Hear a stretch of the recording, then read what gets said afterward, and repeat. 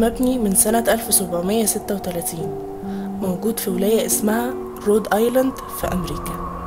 البيت ده محدش قدر يعيش فيه بسلام، مش بس بسبب القتل ولا السرقة، لأ، البيت ده اتقال عليه إنه بيت الأرواح.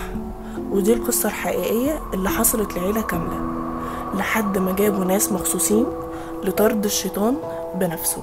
في سنة 1970 في عيلة مكونة من أب وأم و5 بنات كانوا بيدوروا على بيت واسع وهادي. اشتروا البيت الكبير والقديم ده من غير ما يسألوا عن تاريخه. الجيران نفسهم حذروهم وقالوا البيت ده مش طبيعي، بس محدش فيهم سمع الكلام.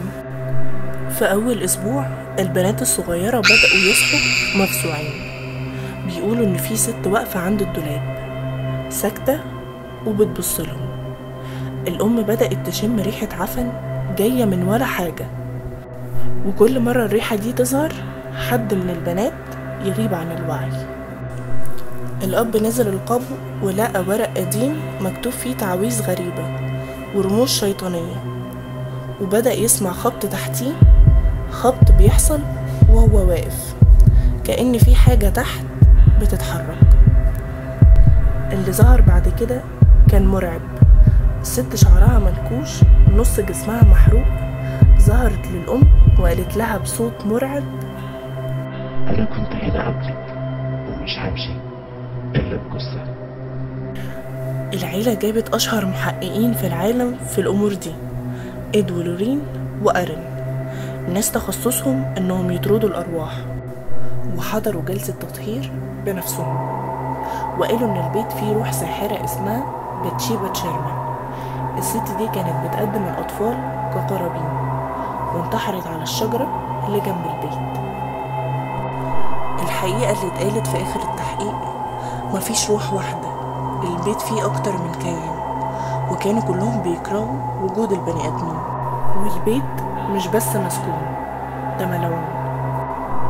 العيلة مشيت بعد 10 سنين من الرعب، بس البيت فضل موجود، وكل اللي حاول يعيش فيه بعدها إما طالع مرعوب أو مطلعش خالص.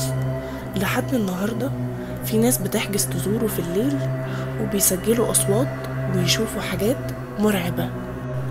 القصة اللي انت سمعتها دي حصلت فعلا، والبيت موجود وملفاته في الشرطة موجودة، بس الغريب ان مفيش شرطي واحد بيقرب من البيت ده بعد غروب الشمس. اوعى تفتكر ان كل الافلام خيال، اوقات الحقيقة بتكون مرعبة. البيت اتبنى سنة 1736 والعيلة اتنقلت ليه سنة 1971. العيلة كانت بتدور على بيت كبير وسعره مناسب، فاشتروا المزرعة القديمة دي.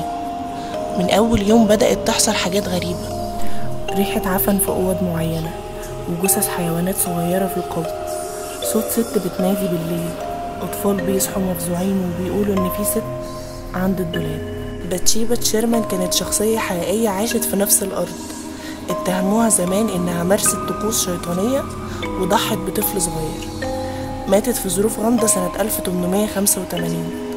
العيلة والمحققين قالوا إن روحها هي اللي ساكنة البيت، كانت بتحاول تسيطر على كارولين الأم وتطرد باقي العيلة. وبالنسبة للمحققين إد ولورين والمساعد الخاص بيهم أرن، كانوا أشهر محققين في العالم في مجال الأرواح. حضروا جلسات تطهير في البيت، واللي حصل فيها كان عنيف جدا. العيلة فضلت موجودة في البيت 9 سنين كاملة، من سنة 1971 ل 1980. الأب كان رافض يسيب البيت بسهولة بسبب الحالة المادية. في الآخر اضطرت العيلة تمشي بعد ما صحتهم النفسية والعقلية انهارت. أندريا بيرون كتبت 3 كتب بعنوان House of Darkness و House of Light، بتحكي فيهم كل اللي حصل في البيت بالتفصيل من منظور العيلة.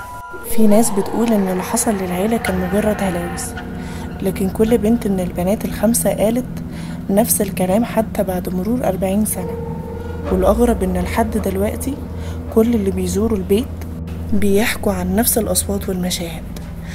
ما تنسوش تشتركوا في القناة وتفعلوا زر الجرس واستنوا همسات جديدة مرعبة.